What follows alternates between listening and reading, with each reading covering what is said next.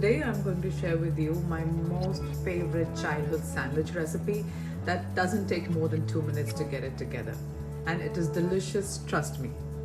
To make this, you need 2 slices of bread, some butter, which is salted butter at room temperature. There are some tomatoes that are cut into rounds. I have some black pepper and then some salt to taste. Let's start by adding some butter on the bread. You can go as generous as you like. A little butter sometimes here and there is definitely not a bad idea. Let's apply it to both the sides. I think I have a generous spread there. Next, just lay in the tomatoes. Just add some salt to your taste and then some black pepper. And literally that's it.